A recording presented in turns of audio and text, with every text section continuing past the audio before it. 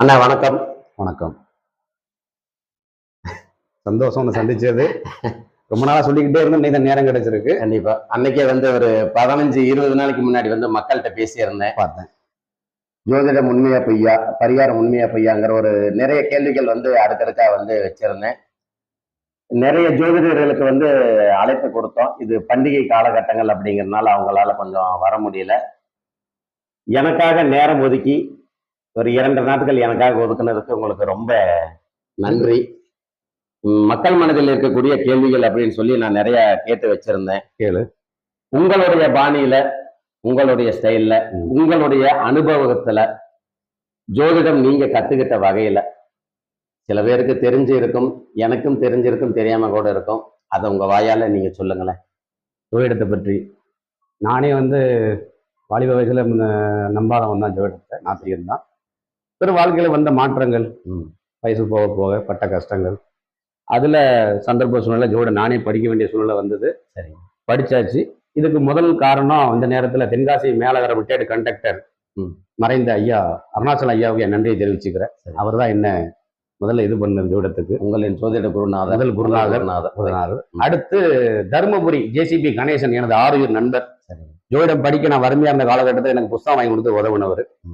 அடுத்தபடியா தூத்துக்குடி தனுசு கணேசன் லேத் வச்சிருக்காரு. அவரு பால ஜோதிடம், அப்புறம் அந்த குருவல் ஜோதிடத்துல அந்த சிறு கட்டுரைகள் எழுதுவார். அந்த கட்டுரைகளை என்னை ஊக்கப்படுத்துச்சு. அதனுடைய வளர்ச்சி போக போக கடவுளுடைய தந்த அருட்கொடை. அவ்வளவுதான். சரி, இப்ப நேரா கேள்விக்குள்ள உள்ள போயிடலாம். கேளு.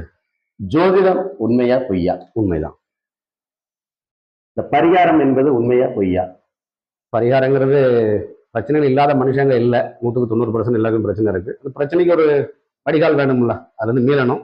அது திருமணமோ தொழிலோ அல்லது வேற எந்த பிரச்சனையாலும் பரிகாரம், ஜோசியர்கிட்டயோ வேற மாந்திரிகமோ ஏதோ ஒரு வழியில தேடுறாங்க. அது எல்லாருக்கும் சாத்தியமாகுமா அப்படின்னா சாத்தியமாகாது. அது லாட்டரி எடுக்கிற மாதிரி தான், மீன் பிடிக்க போன மாதிரி தான். எல்லாருக்கும் மீன் கிடைக்காது. அந்த மாதிரி தான். ஏன்னா லாட்டரி வருஷ கணக்கா எடுத்துக்கிட்டே இருப்பாங்க, அவங்களுக்கு அடிக்காது. இவனுக்கு என்னைக்கோ ஒரு நாள் எடுப்பான், அவன் செட்டில் ஆயிடுவான் லைஃப்ல. அந்த மாதிரிதான் பரிகாரமும். அப்ப பரிகாரம் செய்து விட்டால் கிரகங்களின் பலன் மாறுமா? மாறாது. மாறாது. மாறாது. அப்ப சில ஜாதகங்களுக்கு படிச்ச படிப்புக்கு செய்யும் தொழிலுக்கும் சம்பந்தம் இல்லையே. படிக்கக்கூடிய இந்த வயசுங்கிறது குடிப்போம் 25 வயசுல படிப்பாங்க, 20 வயசுல படிப்பாங்க, அவ்வளவுதான். அந்த வயசுல அவங்களுக்கு நல்ல திசை ஓடி இருக்கும். அந்த திசையில அவங்க வாழ்க்கையில ஒரு பெரிய எதிர்பார்ப்புல அதுக்கான படிப்பை படிச்சிருப்பாங்க. அந்த படிப்பு முடிஞ்ச நேரத்துல வேலைக்கு போற காலகட்டத்தில் திசை மாறிடும். ஒரு ஜாதகத்துல எதையுமே தீர்மானிக்கிறது வாழ வேண்டிய வயசு ஒரு 25க்கு மேலதான்.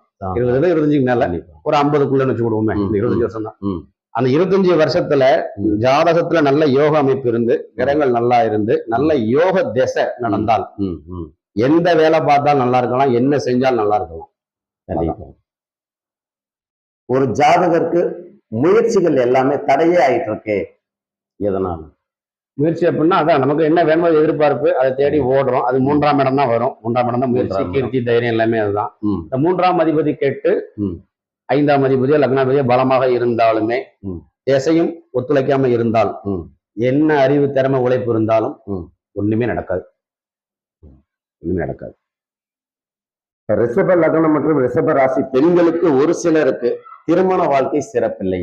அது ரிஷப லக்னத்துக்கு மட்டும் வருமா அல்லது எந்த லக்னமாக இருந்தாலும் 12 லக்னம் எந்த லக்னமாக இருந்தாலும் ஆணுக்கோ பெண்ணுக்கோ குடும்பஸ்தானம் சொல்லக்கூடிய 2ஆம் இடம், கலத்திர ஸ்தானம் 7ஆம் இடம், 8ஆம் இடம், பஞ்சனை ஸ்தானம் சொல்லக்கூடிய 12ஆம் இடம் சயனஸ்தானம், இந்த 4 பாவங்கள் கண்டிப்பாக நல்லா இருக்கணும். 7ஆம் அதிபதி ஓரளவுக்கு நல்லா இருக்கணும். கண்டிப்பாக இந்த நடைமுறை திசை ஓரளவுக்கு அனுகூலமான திசையில் ஓடினாலே வாழ்க்கை ஓடிடும். ஒரு சில ஆண் ஜாதகங்களுக்கு தாய் தந்தையர் பாசம் என்பது எட்டாக்கனியா இருக்குது. தவறான தாய் தகப்பனுக்கு பிறந்தாலே பிரச்சனை தான். அடுத்தால இந்த 4-9 அதிபதி தான் உனக்கு தெரியுமே, 4-9 அதிபதிகள் தான். அது ஜாதகத்துல கெட்டு இருந்தாலும், திசைகள் மோசமாக இருந்தாலும் குடும்பத்துல பிரிவோ அல்லது இறக்க வேண்டிய சூழ்நிலைகள், பிரிய வேண்டிய சூழ்நிலைகள் வரும். அப்ப லக்னத்திலிருந்து பொதுவாக 7ஆம் பாவகம் மாரகம் என்னும் மரணத்தை ஏன் கொடுக்கிறது?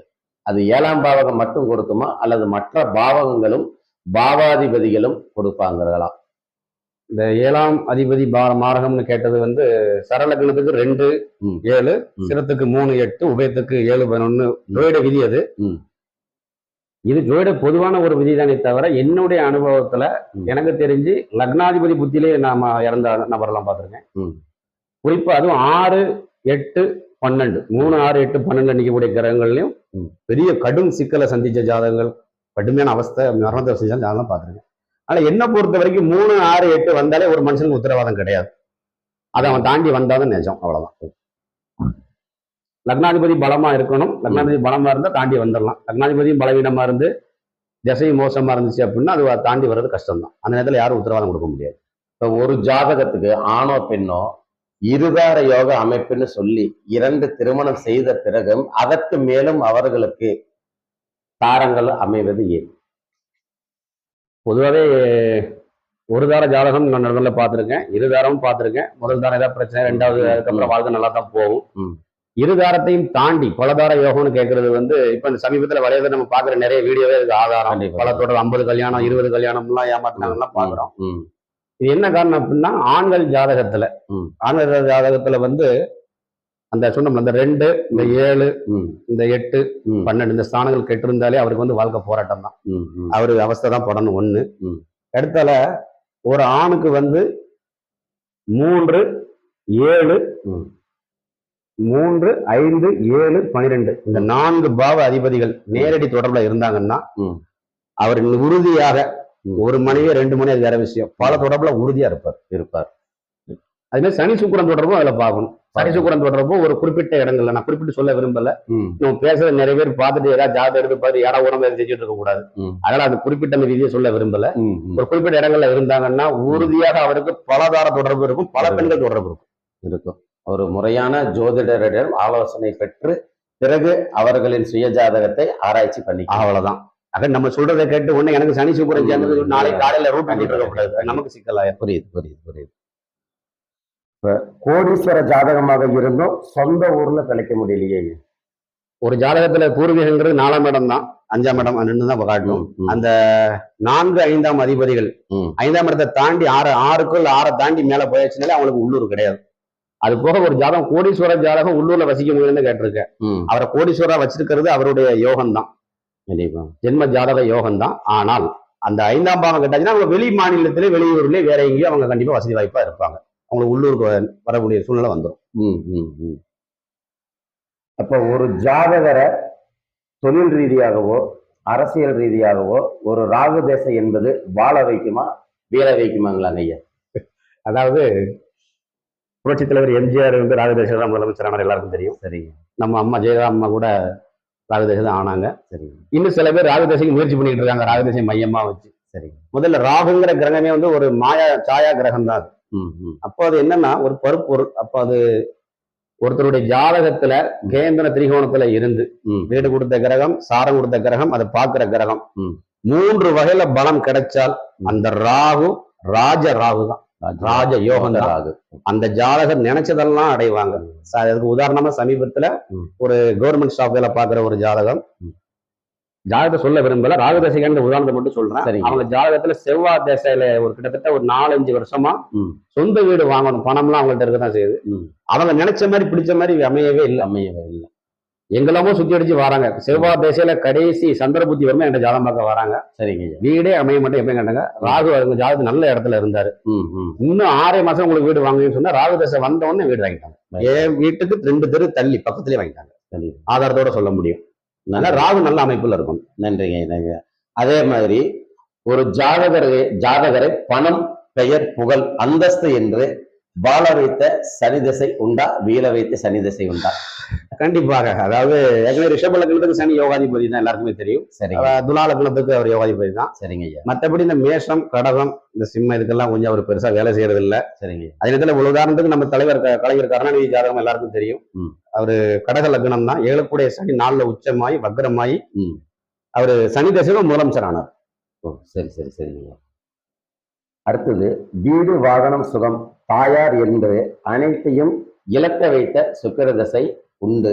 இதுக்கு சுக்கிரனுடைய கருத்து உங்களுக்கு சுக்கிர திசையை பத்தி அதாவது என்ன சொல்ல வரீங்க ஐயா? சமீபத்துல என்கிட்ட அதிகமா வந்த ஜாதகம் சுக்கிர சண்டக்கிற ஜாதகங்கள் தான். அதனுடைய சார்ந்தவங்க இந்த ஜாதகர்களுடைய தாயாரோ தகப்பனோ எல்லாருமே கேட்கிற கேள்வி, சுக்கிர தசை நல்லா இருக்குன்னு எல்லாரும் சொல்றாங்க. சுக்கிரன்னே அவங்க ஒரு அதாவது 20 வருஷம் மையப்படுத்தி அவங்க ஜாதகம் வந்து நினைக்கிறாங்க. சுக்கிரங்கிற பேரே வந்து ஏதோ ஒரு சுகமான வாழ்வும் லக்ஸுரியான லைஃப்னு நினைச்சிட்டு இருக்காங்க. அதாங்க. அது கண்டிப்பாக கிடையாது. தனுசு லக்னம், மீன லக்னம், கடக லக்னம், இந்த 3 லக்னத்துக்கு கண்டிப்பாக சுக்கிரன் நன்மை செய்ய வாய்ப்பு மிக மிக குறைவு. இந்த ராசியாவும் எடுத்துக்கலாங்களா? லக்ன ராசி எப்படி வச்சுக்கிட்டாலும் சரி எடுத்துக்கலாம். சரிங்க ஐயா. சரிதானா? அது கடக லக்னத்துக்கும் மீன லக்னத்துல கேட்க வேண்டாம், வருத்துருவாரு. அடுத்தால இந்த கும்ப லக்னத்துக்கு எனக்கு தெரிஞ்சு சுக்கிர தசை நிறைய பேருக்கு வேலை செய்யல அனுபவத்துல. கும்ப லக்னத்துக்கு ஒரு யோகாதிபதி தான், பலகாதிபதி அவர் தான். ஆனா கும்ப லக்னத்துக்கு அவர் நிறைய பேருக்கு நான் வேலை செய்யல, அனுபவத்தை செய்யல. உச்சம் பெற்று வேலை செய்யல, உச்சம் பெற்று வேலை செய்யல. ஐயா, அடுத்தது கோடிகளில் புரண்ட கோடீஸ்வரனையும் அந்த ஜாதகரின் லக்னப்படி நடுத்தெருவுக்கு கொண்டு வரும் திசை எது? இதை எந்த ஜோதிடராவது ஜாதகருக்கு எச்சரிக்கை செய்தது உண்டா? இதுக்கு எனக்கு தெரிஞ்ச சேலத்துல பேர் சொல்ல விரும்பல, நெருங்கிய நட்பு ஜோசியர் ஒருத்தர் இருக்காரு. அவரோட அப்பாவே பெரிய தொழிலதிபர் தான். சரிங்க சரிங்க. அவருக்கு வந்து விருச்சிக லக்னம். சரிங்க. ராகு தசை நல்லா இருந்தாரு. குரு தசையில தொழிலதிபர்ல இருந்து கீழே இறங்கி விட்டார், தரமட்டது வந்தார். அதே மாதிரி என்னோட நட்பு வட்டத்துக்குள்ளே நான் ஒரு நபரை பார்த்திருக்கேன். சரிங்க. அந்த குறிப்பிட்ட நல்ல திசைகள் கண்டிப்பாக ஜாதகத்தை நல்ல இடத்துல இருந்து நல்ல சாரம் வாங்கி, அதாவது பாபத்துவம் பெறாம சுபத்துவமா பாவத்துல இருந்தால் கண்டிப்பாக அந்த திசை நல்லா இருக்கும். மோசமான ஒரு திசை, உதாரணத்துக்கு துலாம் லக்னம் சொல்லுவாங்க, குரு திசை எல்லா ஜோசியருக்குமே தெரியும், உறுதியா ஒரு ஆட்டு ஆட்டிடும். சரிங்க. 2ல ஒண்ணு பண்ணாம விடாது. ரிஷப லக்னத்துக்கு இதுக்கு ஒரு சின்ன உதாரணம். ரிஷப லக்னத்துக்கு 2ல குரு இருந்து ஒரு ஜாதகர் ஓஹோன்னு வாழ்ந்துதான் என்கிட்ட சொன்னாரு. சரிங்க. ஆனால் அவருக்கு ஒரு வித்தியாசம் அவருக்கு தெரியல, வக்ரமானதுனால மாத்தி செஞ்சுட்டாரு அப்படின்னு. சரி. வக்ரத்துக்கு ஒரு தனி விளக்கமே நான் சொல்றேன், அது இன்னொரு வீடியோல பேசலாங்க. கண்டிப்பா. அந்த வக்ரம் பெற்ற குரு வந்து வக்ரம் பெற்றனாலும் செஞ்சு அவர் சொன்னது சார், ஆனா ஏன் வக்ரமானார், எப்படி வக்ரமானார் அப்படிங்கிற ஒரு இதை விளக்கணும். அது இப்ப நேரம் இல்ல. சரிங்க. கண்டிப்பா திசை தான் பிரதானம். சரிங்க ஐயா. சரிங்க. திசை தான் பிரதானம். எப்பேற்பட்ட ஜாதகனையும் ஒரு திசை மாத்திடும், வாழ்க்கை மாத்திடும். நன்றிங்க ஐயா. பணத்தையும் பரிகாரத்தையும் மட்டுமே சில ஜோதிடர்கள் குறிக்கோளாக வைத்துள்ளது ஏன்? அது அவங்களுடைய நோக்கம், சுயநலம், அவ்வளவுதான். நான் பரிகாரம் பெருசா நான் யாருக்கும் ரொம்ப சொன்னதும் கிடையாது. சரிங்க. ஆரம்பத்துல வேணா 1-2 பேருக்கு சொல்லியிருக்கேன். சமீபத்துல கூட ஒரு ஆளுக்கெல்லாம் சொல்லி அவர் நான் சொன்ன கோயிலுக்கெல்லாம் போயிட்டு வந்துட்டு என் நிலைமை மாறலன்னு திருப்பி கேட்க ஆரம்பிச்சிட்டாரு. நம்ம கோயிலுக்கு போங்கன்னு சொல்ல முடியும், வழிபாடு பண்ணுங்க, கடவுள் தான் அதை செய்யணும்.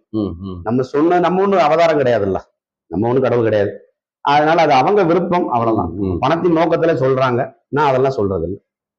தெய்வ சக்திங்கிறது எல்லா தெய்வத்துக்கும் பொதுவானதுதான். அது மனுஷன் எந்த அளவுக்கு ஆத்மார்த்தமா வணங்குறானோ அது தெய்வமா பார்த்து அவன் பிரார்த்தனை ஏற்று அவனை மாத்தணுமே தவிர, நம்ம சொன்னதுனால போய் கும்பிட்டதுனால மாறுன்னு அது மடத்தனம்.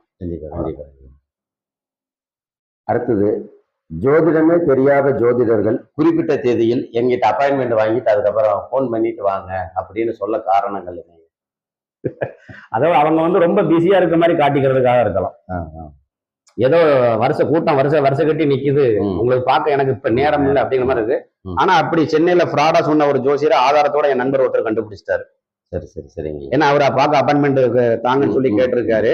கேட்டு இப்ப பாக்கலாமான்னு கேட்டதுக்கு அவர் ஆபீஸ்க்கு பக்கத்துல இன்னும் போன் பண்ணிருக்காரு. இல்ல இப்ப முடியாது சார், பிஸியா இருக்காங்க சொன்ன உடனே, நான் உங்க ஆபீஸ்ல தான் வெளியே தான் நிக்கிறேன்னு சொன்ன உடனே அவங்க போனை கட் பண்ணிருக்காங்க. அதுல ஆதாரத்தோட அதெல்லாம் பார்த்தாச்சு. அதெல்லாம் ஃப்ராடு தான், அதுல தேவையில்லாத வேலை. உங்களுடைய பார்வையில பரிகாரம் செய்துவிட்டு பலன் அடைந்த ஜாதகர்கள் யாராவது இருக்கிறார்களா? பரிகாரம் பண்ணனதுனால நான் நல்லா இருக்கேன்னு யாராவது உங்கள்கிட்ட சொல்லியிருக்காங்களா? ஒரு சில பேர் சொல்லியிருக்காங்க. நான் ஒரு ஜோசியத்தை கேட்ட இந்த கோயிலுக்கு போக சொன்னாரு, போய் பண்ண சொன்னாரு, போயிட்டு வந்ததுக்கப்புறம் நல்லா இருக்குன்னு சொல்றாங்க. ஆனால் அவங்க நம்பிக்கை நான் மாற்ற விரும்பல. சரி. என்ன காரணம் அப்படின்னா, உங்க ஜாதகத்தை கொடுங்க, நான் வாங்கினேன், பார்த்தேன். அவருக்கு அந்த கோயிலுக்கு போனதுனாலே எனக்கு தெரியாது, அது அவருடைய நம்பிக்கை. ஆனால் அவர் ஜாதகத்துல நான் பார்க்கும்போது நல்ல புத்தி மாறி அவர் கோயிலுக்கு போற நேரம் பார்த்து ஒரு புத்தி மாறுது. இன்னொரு ஆளுக்கு திசையே மாறிச்சு. அதனாலதான் அவர் நல்லா இருக்காரு. ஆனா நம்ம நம்பிக்கை கெடுக்க விரும்பல. அவர் அப்படி நம்புறாரு அப்படின்னா நம்பிக்கை இருக்கட்டும், அவ்வளவு இருக்கட்டும். நான் அதை நம்பல, நான் அவர் ஜாதகத்தை தான் நம்புறேன். அவருக்கு திசை ஒரு நபருக்கு திசை மாறி இருந்தது, இன்னொரு நபருக்கு புத்தி மாறினது. அடுத்தது அந்த செவ்வாய் தோஷம். அந்த செவ்வாய் தோஷம் உண்மையிலேயே தோஷமா? தோஷம்தான். தோஷம்னா அது தோஷம்னு ஜோதிடத்துல பொதுவா சொல்லப்பட்ட ஒரு வார்த்தை. தோஷம்னா அதுக்கு பேர் வந்து என்ன பொறுத்தவரை என் இதுல பிரச்சனைன்னு அர்த்தம். அவ்வளவு. வலுவிழந்து ஒண்ணு. பிரச்சனை. ம், ம், இப்ப 7ஆம் இடம் களத்திர ஸ்தான துணைன்னு சொல்லுவோம். செவ்வாயோட நேர் குணம் என்ன, செவ்வாய் கிரகத்தின் காரகத்தன்மை என்னன்னு உனக்கே தெரியும், எல்லா ஜோதிடருக்கும் தெரியும். அப்ப அந்த வாழ்க்கை நமக்கு ஒரு கணவன் மனைவியோ நட்புகள்கிட்ட அந்த குணபாவம் இருக்கும். எரிஞ்சு விழக்கூடியது, கோவப்படக்கூடியது, இந்த குண்டா பேசக்கூடியது. 8ஆம் இடத்துல இருந்தாலும் அதுதான். 12ஆம் இடத்துல இருந்தா கேட்கவே வேண்டாம், கடுமையான தோஷம். இதுதான் காரணம், வேற ஒண்ணும் இல்லை. தோஷம் இல்லை, தோஷம் அது பிரச்சனை தான். ஒண்ணு அதை சவிச்சு கொண்டு போகணும், அவ்வளவுதான். அது சில பேர் இன்னும் கூட ஒரு மூட பழக்கம் சொல்றாங்க, என்னன்னா செவ்வாய் இருக்கிற ஜாதகம் தான் சேர்க்கணும் அப்படின்னு. அப்படி எல்லாம் தேவையில்லை. சரிங்க. நம்மளை புரிஞ்சுக்கிட்ட நம்ம சொந்தத்திலயோ நம்ம அக்கம் பக்கத்திலயோ நம்மளை பத்தி தெரிஞ்ச அமைதியான தன்மையான சாதுவான குணம் உள்ள ஒரு பொண்ணை கல்யாணம் பண்ணாலும் போதும். அப்படி ஒரு துணையை சேர்த்துக்கிட்டாலும் போதும். செவ்வாயில சேர்க்கணும்னு அவசியம். அது ஒண்ணு ரத்தத்துல கலந்துருக்கும், அப்படி இப்படி நிறைய அர்த்தம்லாம் சொல்லுவாங்க. செவ்வாய் வீரியமான கிரகம், வீரியம் அதிகமா இருக்கும், அவ்வளவுதான். அந்த வீரியத்துக்கு தகுந்தாப்புல ஒத்துப்போகக்கூடிய தன்மையான ஜாதகத்தை சேர்த்தா முடிஞ்சு போச்சு, அவ்வளவுதான். ஒரு ஜாதகத்துல திருமணம் தாண்டிய உறவு வரும் என்பதை பொருத்தம் பார்க்கும் போகும்போது எந்த ஜோதிடர்களும் ஒரு ஜோதிடருக்கு அவங்க சொல்ல மாட்டாங்களா அல்லது சொல்ல தெரியலீங்களா? இன்னைக்கு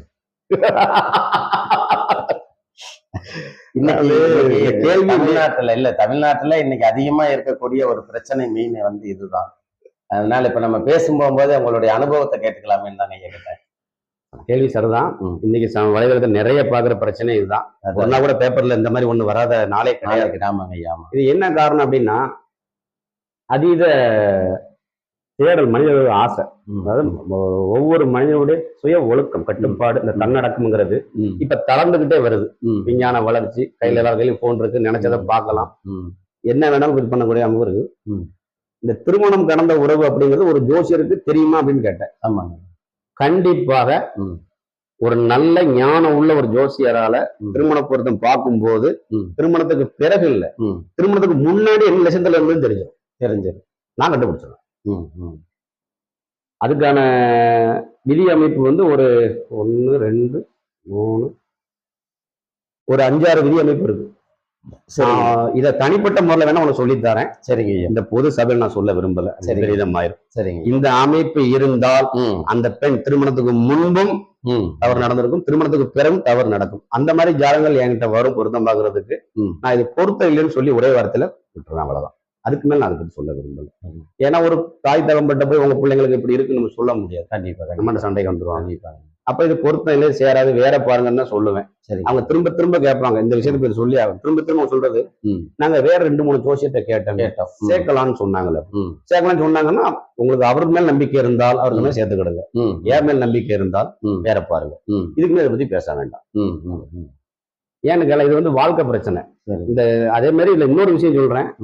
இப்ப நிறைய இந்த பிரச்சனைகள்லாம் வர்றத பார்த்தா இவங்க கண்டிப்பா 100ல ஒரு 90 பேர் பொருத்தம் பார்த்தா கல்யாணம் பண்ணிருப்பாங்க. கண்டிப்பா கண்டிப்பா. அப்ப இந்த பொருத்தம் பார்த்த ஜோசியருக்கு இது தெரியலன்னு தான் அர்த்தம். கண்டிப்பா தெரியலன்னு தான் அர்த்தம். ஏன்னா தெரிஞ்சிருந்தா சேர்த்திருக்க மாட்டாங்க. சரி, யாரு பிள்ளையாவது நம்ம பிள்ளை மாதிரி தான், தெரியாம தான் சேர்த்திருக்காங்க. அது எல்லாமே விபரீதமா தான் ஆகும். திருமணத்துக்கு பொருத்தம் பார்க்கும்போது கண்டிப்பாக தெரியும், அந்த ஜாதகத்தை சேர்க்கக்கூடாது, வேற பாருங்கன்னு சொல்றது நல்லது. சொல்ல மாட்டேங்கிறாங்கன்னா அவங்களுக்கு தெரியல. அதுக்கு மீறி சேர்த்தாங்கன்னா அது கண்டிப்பா அதனுடைய வினையை காட்டும், கண்டிப்பா காட்டும். ஆனா அதுக்கான கிரக அமைப்பை பப்ளிக்கா சொல்ல முடியாது. இல்ல, உனக்கு தனிப்பட்ட முறையில் ஒண்ணு சொல்றேன். சரிங்க, ரொம்ப நன்றிங்க ஐயா. அதே மாதிரி இன்றைக்கு இருக்கக்கூடிய இளைய தலைமுறை என்ன இருக்கு, தாறுமாறான காதலுக்கு இந்த கிரக அமைப்பு எப்படிங்க ஐயா? முதல் காரணம் வந்து கிரகத்தை சொல்றதை விட போனை தான் சொல்லணும். இந்த போனை தான் சொல்லணும். சரி, அது ஒரு பக்கம் இருக்கட்டும். இளைய தலைமுறை ஜாதகத்துல ஆணோ பெண்ணோ இவங்க ஜாதகம் அடுத்து பெண்கள் ஜாதகத்தை உள்ள எந்த ஒரு கிரகமும் நான் சொல்ல விரும்பல. பையங்களுக்கு வேணா சொல்றேன், நிறைய பையனை என் பையனை சேர்த்தான் சொல்றேன். அது என் பையனை விதி விலக்கா கிடையாது. எந்த பையனுடைய ஜாதகத்துல ராகு சந்திரன் தொடர்பு, ராகு சுக்கிரன் தொடர்பு,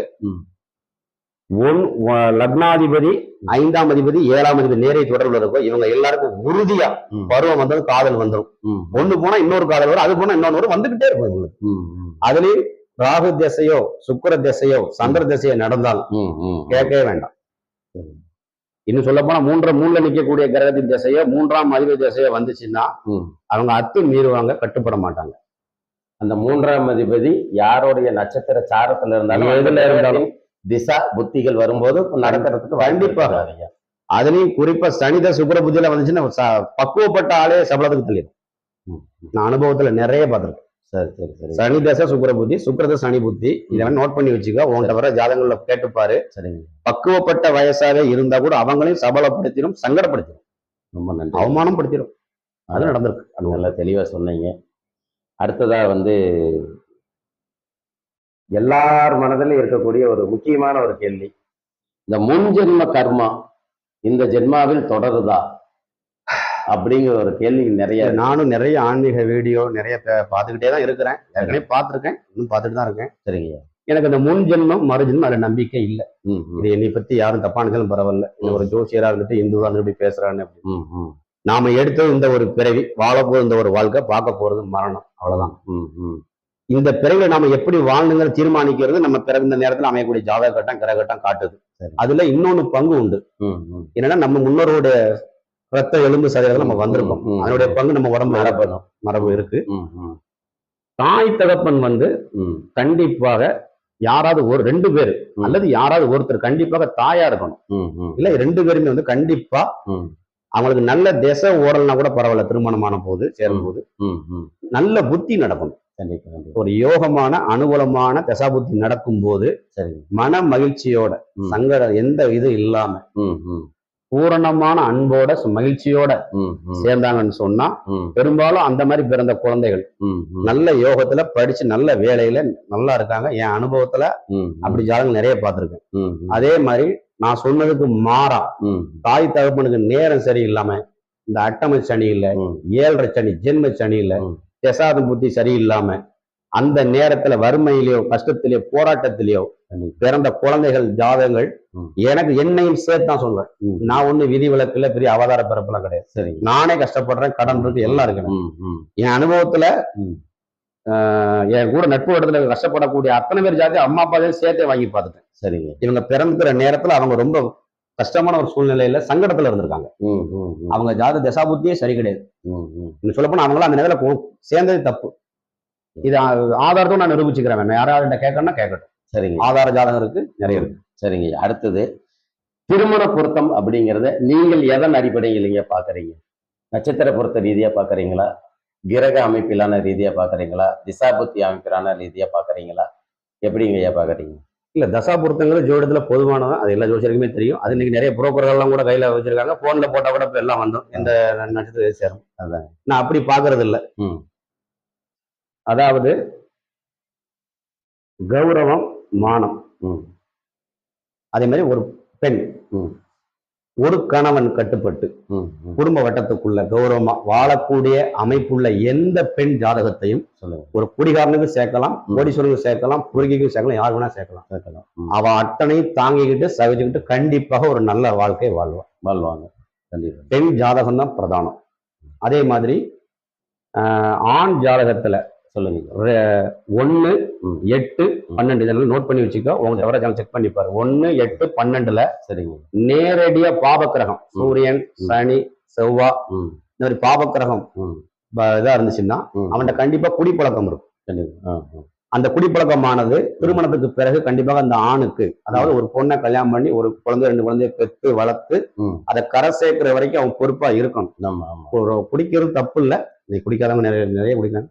இருந்தாலும் பொறுப்பா கொண்டு போயிடுவானா, அந்த கொண்டு போறதுக்கு அவனுக்கு திசை கொஞ்சம் அனுகூலமா இருக்கா, ம். இத கண்டிப்பா ஒரு ஜோசியர் பார்த்துட்டு தான் பொருத்தம் பார்க்கணும். சரிங்க. பெண் ஜாதகத்துல திசை மோசமா இருந்தாலும் பிரச்சனை இல்லை, திசையை நம்மளால மாற்ற முடியாது. ஆனால் அந்த பெண் கௌரவமா வாழக்கூடிய அமைப்பு இருக்கா? ம், நீ முதல்ல கேட்ட கேள்வி, இந்த தகாத அமைப்பு அந்த மாதிரி எதுவும் இருக்கா? ம், ம். அப்படி இல்லாத ஒரு பெண்ணை ம். எந்த ஆணுக்கும் சேர்க்கலாம். சேர்க்கலாம். அவ அனுசரிச்சு, இன்னும் சொல்ல போனா ம். குடிக்கிற கணவன் நிறைய பேர் ஜாதகத்துல மனைவி வேலை பார்த்து ஒரு குடும்பத்தை காப்பாத்தி பொம்பளை பிள்ளைங்கள்லாம் கரையேற்றின ஜாதகம்னா குடும்பத்தில் நான் பார்த்திருக்கேன். சரி. அதனால பெண்கள் ஜாதகத்துல அந்த வகையில ம். 3ஆம் இடத்துல சூரியன் அல்லது செவ்வாய் அல்லது ராகு அல்லது சனி, ம். இது இருக்கிற பொம்பளைங்க பாரு பெரும்பாலும் ம். புருஷனை பெருசா கஷ்டப்படாத, அவங்க எப்படி இருந்தாலும் பரவாயில்ல, இவங்க குடும்பத்தை ஸ்டெடியா கொண்டு போயிடுவாங்க, ஓ, சரிங்க. செட்டா கொண்டு போயிடுவாங்க. இந்த அமைப்பு பெருமை நடைமுறையில பார்க்கலாம். சரிங்க. ரொம்ப நன்றி. ரொம்ப நல்லா விளக்கம் கொடுத்தீங்க. அடுத்ததா வந்து இது ரொம்ப ஒரு முக்கியமான கேள்வி. திருமணத்துக்கு பிறகு ஆணோ பெண்ணோ தகாத உறவில் இருப்பதற்கு காரணம் என்ன? அதற்குண்டான கிரக நிலைகள் எப்படி இருக்கும்? சில நேரங்களில் அது கொலையில் முடிகிறது ஏன்னு? இது கொஞ்சம் வேதனையான கேள்விதான். ரீசனா சமீபத்துல இந்த யாரோ ஆமாங்க ஐயா. ஒருத்தர் இந்த 3 குழந்தை கழுத்து மூணு எடுத்தாரு, குழந்தை அந்த மனைவி ஓடி போனதுனால. ஆமாங்க. இது என்ன காரணம் அப்படின்னா, இதுக்கு அந்த பெண்கள் ஜாதக கிரக நிலை எப்படி இருக்குன்னு கேட்டா, அதை நான் ஏற்கனவே சொல்லிட்டேன். இப்ப பொது வெளியில சொல்ல வேண்டாம். உனக்கு சரி. தெரியும் சொல்றேன். இப்ப இந்த நடந்த சம்பவத்துக்கு என்னுடைய யோகத்துல என்ன அப்படின்னா, அந்த பெண்ணுக்கு வந்து அதீத காம போக அமைப்பு இருந்திருக்கும் அவ ஜாதகத்துல. சரிங்க ஐயா. அது இல்லாம அப்படி அவ வெளியேற வேண்டிய அவசியம் கிடையாது. சரிங்க சரிங்க. அப்ப அவ ஜாதகத்துல முறையான குடும்பம் நடத்தக்கூடிய அமைப்பு கெட்டு போச்சு. கெட்டு போய் அதீத காமம் வளர்த்த ஜாதகம் தான் பேரு. சரிங்க. காம போக அதுக்கு அனுகூலமான திசையும் வந்திருக்கும் வெளியேறிட்டா.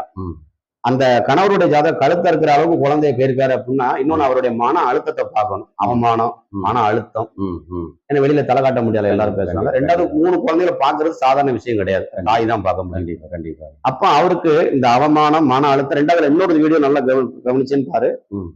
அவர் ஏதோ வேலையில இருந்து வேலையை இழந்து கடன் பிரச்சனை ஆன மாதிரி ஹோட்டல்ல தான் வேலை பார்த்ததா அந்த நியூஸ் வருது. சரிங்க ஐயா. சரிங்க. அப்ப வேலையும் போய், வருமானம் போய், மனைவி போய், வீட்டுல பிள்ளைங்க தொந்தரவு. அப்ப இந்த அவமானம் ஒரு பக்கம், மன அழுத்தம் குடி.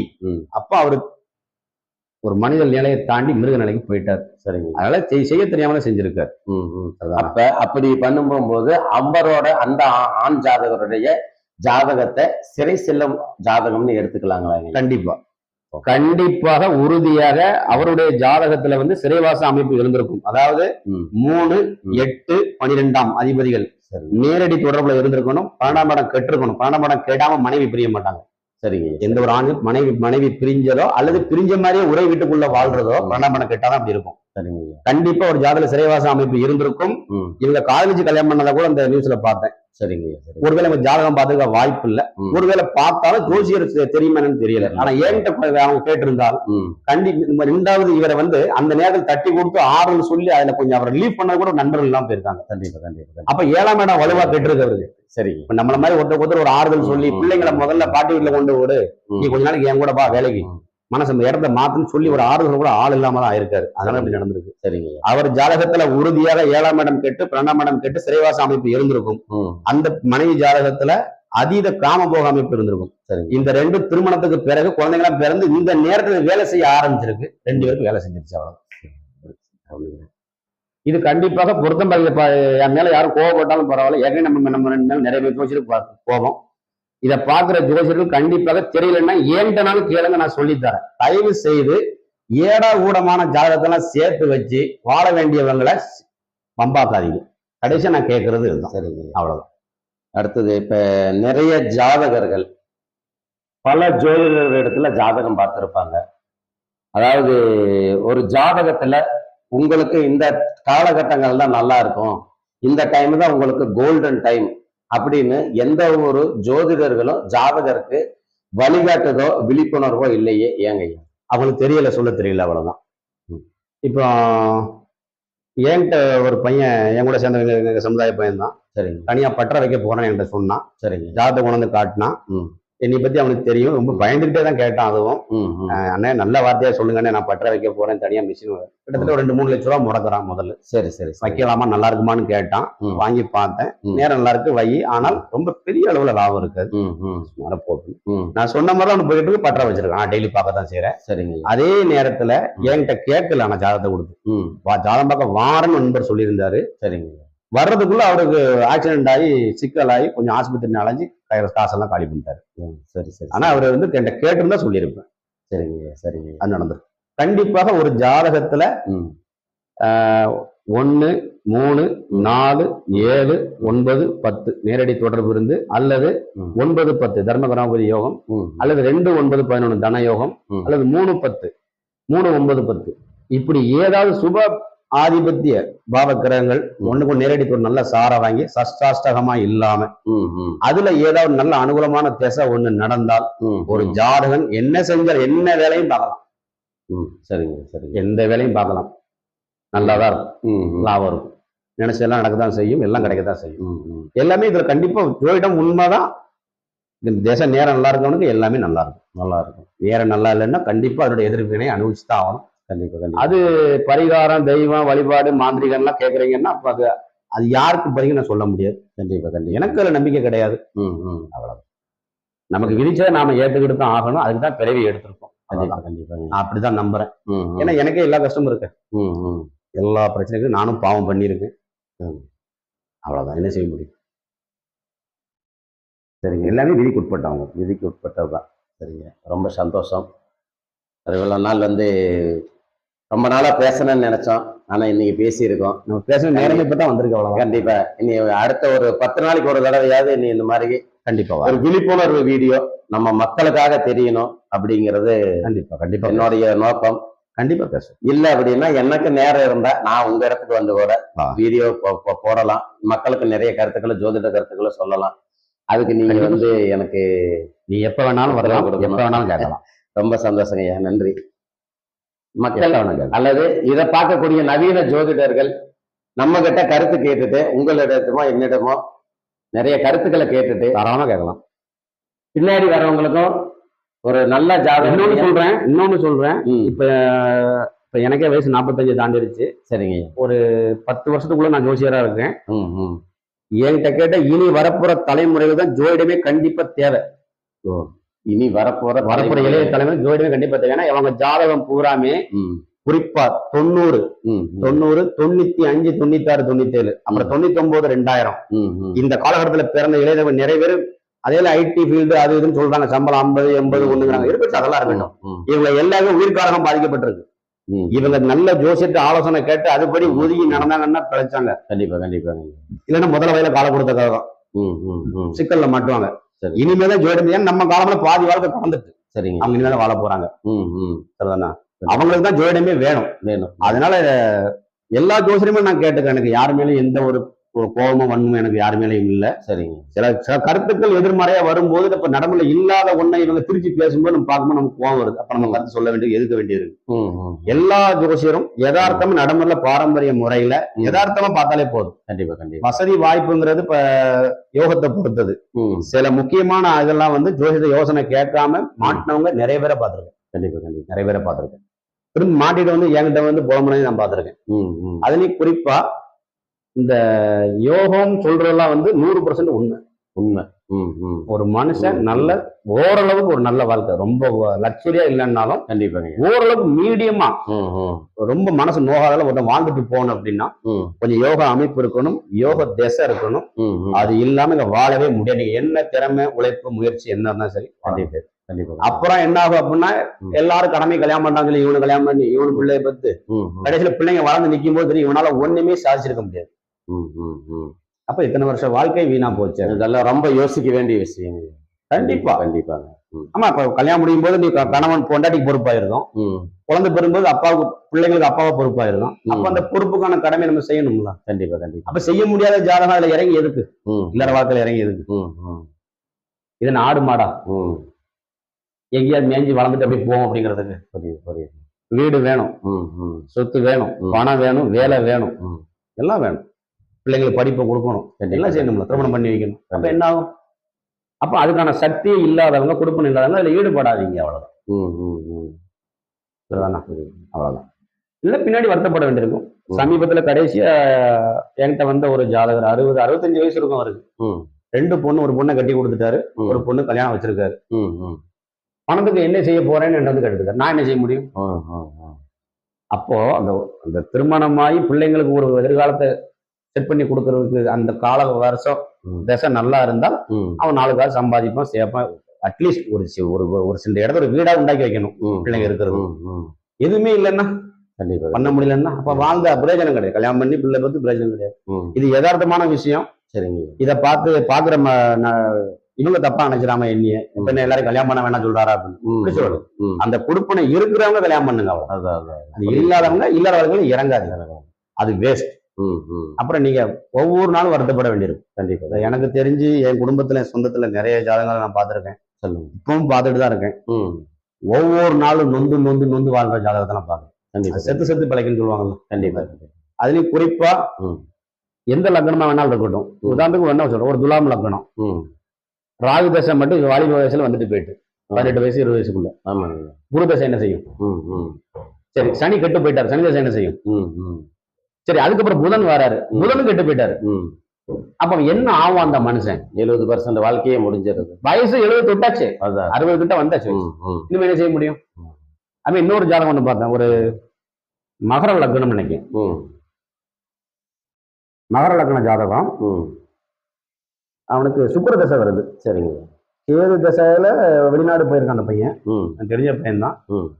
அந்த அந்த 7 வருஷத்துல ஒரு 4 வருஷம் இன்னும் வெளிநாட்டுல இருந்தா நல்லா இருந்தான். ம். ம். முடிஞ்சு சுக்கிரம் வந்தது. சுக்கிரன் நீச்சம். நீச்சம். சரிங்க ஐயா. அப்ப எப்படி வேலை செய்யும்? ம். ம். மகரத்துக்கு பாக்கியாதிபதி அவர் தான். கண்டிப்பா கண்டிப்பா. நீச்சம் ஆயிட்டாரு. ம். அவர் வேலை செய்யல. ம். தர்ம கர்மாதிபதி. ஆமா, அவர் வேலை செய்யல. ம். சரி, சுக்கிரன் தான் 20 வருஷம். அதே தாண்டதுக்குள்ள அவனுக்கு நாக்கு தள்ளிடும். ம். அதுக்கப்புறம் சூரியன் நீச்சம். நீச்சம். ம். சரி, சூரியன் 6 வருஷம் போட்டோம். ம். சந்திரன் நீச்சம். விருச்சிக ராசி. ம். அனுபவ ஆதார ஜாதகம் என் நண்பன் தான். என் கூட வேலை பார்த்தவன். ம். சரிங்க ஐயா. அப்ப இவனுக்கு என்ன ஆறுதல் சொல்ல, என்ன பலன் சொல்ல? ம். அந்த 7 வருஷ வாழ்க்கை மட்டும்தான் பெட்டர். கேது தசையோட வாழ்க்கை மட்டும்தான் பெட்டர். நான் இப்பவும் பார்க்கேன். ம். ஐயோ பாவம், ரொம்ப கஷ்டப்படுறான். ம். மனைவி ஆலயம், வேலை, வருமானம். ம். அதுவும் இந்த சுக்கிரதசை ஆரம்பிச்ச புதுசுல அவனுக்கு விருச்சிக ராசிக்கு 7 சனி நடந்தது. இந்த 2017-18 டைம்ல, காலகட்டம். 16-17. ம். 7 சனி கடன்காரங்களுக்கு பயந்து ஏன் கூட வேலை பார்க்குற இடத்துல கேரளாவில் ஒளிஞ்சிருந்தான். ம். ம். ம். ம். கேரளாவில் ஒளிஞ்சிருந்தான். ம். ம். தீபாவளி கூட வீட்டுக்கு வரல தெரியுமா? ஓ, சரி சரி. அவ்வளவு ஒரு கஷ்டத்தை கொடுத்துட்டு சுக்கிரதசை நீச்சம். ம். அப்ப அவரு மகரத்துக்கு சப்போஸ் உத்தர சாதல தான் என்ன ஆகும்? ம். ம். ம். இந்த நிறைய ஜோசியர்கள் வந்து இப்ப இந்த வார்த்தையை சேர்த்து சொல்லணும். அதான் ஐயா, சுக்கிரன் மேலே நிறைய வந்து. ஜோசியர்கள் வந்து ம். சுக்கிரன் பொதுமக்களா எடுத்துக்கிறது. ம். நிறைய ஜோசியர்கள் வந்து ம். இந்த ஜோதிடத்தின் ஆணி வேறு, ம். ஆணி வேறு, ம். அடி நாதமே வந்து சாரபலம் தான். சாரபலம். நிறைய ஜோசியர் தெரியல. கண்டிப்பா அது கண்டிப்பா. குறிப்பா ஒரு பிரபலமான ஜோசியர்லாம் இடையில வந்து சாரபலம்லாம் தப்பு அப்படின்னு பேசுனதா கூட ஒரு ஆள் நண்பர் சொன்னார். ம். ம். அவர் பேசுனதும் தப்பு. ம். ம். சாரம் கெட்ட ஜாதகம் சோரம் பேரும். கண்டிப்பா கண்டிப்பாங்க. ஒரு நீச்சமான கிரகத்தை கூட சாரம் நல்லா இருந்தால் அது ஓரளவு தப்பிச்சிடும். தப்பிச்சிடும். ம். ம். இதெல்லாம் அனுபவத்துல பொருத்தி பார்த்து பேசணும். அதாவது வலைதளத்துல பேசுறோம், ம். நம்மகிட்ட போன் இருக்கு அல்லது நம்ம ஜோசியம் வாய்க்கு வந்தாலும் பேசக்கூடாது. கண்டிப்பா கண்டிப்பா அதெல்லாம் தப்பு. கண்டிப்பாங்க ஐயா. அனுபவத்துல யதார்த்தத்துல ம். குறைஞ்சபட்சம் ஒரு ஜோசியருக்கு வேற என்ன வேலை? இன்னைக்கு வந்து ஒரு 10 பேர் வந்துட்டு போயிருக்காங்களா, அந்த 10 பேர் ஜாதகத்தை ராத்திரி உட்காந்து ஆராய்ச்சி பண்ணி பாரு. கண்டிப்பா கண்டிப்பா. அவன் வாக்குமூலத்தை கேட்டிருப்பல, அவன் பிரச்சனை சொல்லியிருப்பாங்களா? ம். எடுத்த உடனே அன்னைக்கு வந்து இந்த பேர் இருந்தா இப்படி ஆயிரும், ம். இந்த ராசியில இருந்தா இப்படி வந்துரும், இந்த கோச்சார பலன் சொல்றாங்களே, ம். அதிசாரத்துல ஜென்மம் இது குரு வந்து கடகத்துக்கு இப்ப வராது 50 நாள் அம்பானி ஆக்கிடுவாரா? இல்ல, அதான் கேக்குறேங்க ஐயா. 50 நாள் அம்பானி ஆக்கிடுவாரா? இல்ல ஆயிடுவோமா? ஆயிரம் வாய்ப்பு இல்ல. கடகராசிக்காரங்க எல்லாரும் கூப்பிட்டு கேட்டுருவோமா 50 நாள் கழிச்சு? ம். ஒண்ணுமே நடந்திருக்காது. ம். ம். அதாவது ஒருத்தருடைய ஜென்ம ஜாதகம் நல்லா இருந்து ம். திசை நல்லா இருந்தால் ம். 7.5 சனியில அட்டம சனி வந்தா கூட ஒண்ணுமே செய்யாதவங்க. கண்டிப்பா கண்டிப்பா. 7.5 சனி, இந்த குரு பயிற்சி, சனி பயிற்சி, இதெல்லாம் வந்து மழைக்காலம். ம். ம். இப்ப ஐப்பசி கார்த்திகை, இப்ப இந்த மாசம் 2 மாசம் மழை பெய்யும், மழை பெய்யும். நல்லாவே பெய்யட்டும். கண்டிப்பா. ஒரு நல்ல காங்கிரட் போட்டு கட்டின நல்ல ஸ்ட்ராங்கான வீடு என்ன ஆகும்? ஒன்னாகாது. ஒன்னும் ஆகாது. ஒரு பழைய மண்ணு வீடு, குச்சி வீடு கரைஞ்சிரும். ஒரே நாள் மழை பெய்யும். ம். இவ்வளவுதான். அவ்வளவுதான். ம். யோகம் இல்லாத ஜாதகம், அவயோக ஜாதகம், தருக்கிற ஜாதகம்லாம் தனி பயிற்சி ஆக வேண்டாம். ம். அவன் எப்பவுமே கஷ்டத்துல தான் இருப்பான். கண்டிப்பா கண்டிப்பா. அதுவும் 7.5 சனி அட்டம சனி கூடவே கஷ்டப்படுவான். ம். அவ்வளவுதான். இவ்வளவுதான் விஷயம், வேற ஒண்ணுமே கிடையாது. ஆனா இது இந்த அளவுக்கு வந்து யாரும் தெளிவா மக்களிடம் சொல்றே இல்லையே. சொல்றதுன்னா இவங்க வந்து எல்லாருமே வந்து என்னன்னா ஏதோ நல்லதாவே, இப்ப என் மேலே ஒரு கம்ப்ளைண்ட் உண்டு, நிறைய பேர் என்ன நெகட்டிவாவே சொல்றீங்க அப்படின்னு. ம். ம். நெகட்டிவான இருக்கு ஜாதகம் நெகட்டிவா தான் சொல்ல முடியும். ம். ம். ம். இப்ப நாகர்கோவில் நண்பர் ஒருத்தர் வீடு கட்டணும்னு என்கிட்ட கேட்டாரு. 2015 கேட்கிறாருன்னு நினைக்கிறேன் என்கிட்ட. ம். 2018 வீடு கட்டினாரு. ம். நான் சொல்லிதான் வீடு கட்டுவீங்கன்னு சொன்னேன். ம். கட்டினாரு. ம். அப்ப நல்லது இருந்தா நல்லது சொல்ல முடியும். சரிங்க ஐயா, சரி. வீடு எப்ப அமைன்னு கேட்டாங்க. ம். ராகு தசை வந்தது வீடு நீங்க நினைச்சதெல்லாம் தருவார்னு சொன்னேன். வீடு வாங்கினாங்க. ம். ம். கோயம்புத்தூர்ல ஒரு நண்பர் கேட்டார், 40 வயசு வரை கல்யாணம் ஆகல. ம். அவருக்கு ராகு தசை கடைசியில தான் வந்தாரு என்கிட்ட. சரிங்க ஐயா. குரு தசை வந்து சுய புத்தியில முதல்ல கல்யாணம் நடக்கும்னு சொன்னா கல்யாணம் நடக்க தான் செஞ்சது. ம். ம். ம். ம். இன்னொரு நண்பர் ஒருத்தர் எனக்கு நிறைய உதவிகளை செஞ்சவர். ம். அவரு கொஞ்சம் வேலையில சின்ன சின்ன பிரச்சனை வந்தது. வேலை கூட கைவிட்டு போகுதுன்னு சொன்னேன். அவர் போகப்படவே இல்லை. ம். வேலை போயிடுச்சு. ம். ம். ம். வேலை போனவர் முதல்ல ஏன்ட்ட தான் கூப்பிட்டு சொன்னார். அதான் அதான். நீங்க சொன்ன மாதிரி எனக்கு வேலை கைவிட்டு போச்சு. அப்ப நான் இது வருத்தப்பட வேண்டிய விஷயம்லாம் அப்படி கண்டிப்பா கண்டிப்பா. நீங்க சொன்னது கரெக்டா நடந்துட்டு அதுக்காண்டி சொன்னேன் அப்படின்னு. ம். ம். அப்ப என்ன அப்படின்னா நெகட்டிவான ஜாதகம் நெகட்டிவா தான் சொல்ல முடியும். கண்டிப்பா. அதை நீங்க எச்சரிக்கையா இருந்துக்கிடுங்க. ம். அமைதியா. ம். பரிகாரங்கிறத என்ன பொறுத்தவரை வழிபாடுங்கிறது அது யார் வேணாலும், கடவுள் நம்பிக்கை இருக்கிறவங்க எந்த சாமி வேணாலும் கும்பிட்டு நம்ம அதுல தலையிட விரும்பல. ஆனா பரிகாரங்கிறது ஒரு சரியான ஜோசியர் சொல்லும் போது அதை தெரிஞ்சு கொஞ்சம் ஒதுங்கி நடந்துக்கிறது தான் நம்ம வழி. சரிங்க. வேற வழியே கிடையாது. என்ன அந்த கெட்டவையோட தாக்கம் கொஞ்சம் குறையும். சொல்லப்போனா எனக்கே கடன் பிரச்சனை இருக்கு, எல்லா பிரச்சனையும் இருக்கு எனக்கு. ஜோசியம் தெரிஞ்சதுனால கொஞ்சம் விலகி போறோம், ஒதுங்கி போறோம். அதனால நம்மள பெருசா தாக்கல. சரிங்க. இப்ப நம்மளும் இது தெரியாம நடக்குது வாரது வருதுன்னு இறங்கி ஏதாவது செஞ்சு போனோம்னா அவ்வளவுதான். கண்டிப்பா. நம்மளையும் கொண்டு உள்ள ஒன்று மாட்டேன். இதுதான் விதி, இதுதான் ஜோதிடம், இவ்வளவுதான். ரொம்ப நன்றிங்க. அடுத்து சந்திப்போம். சந்திக்கலாம்.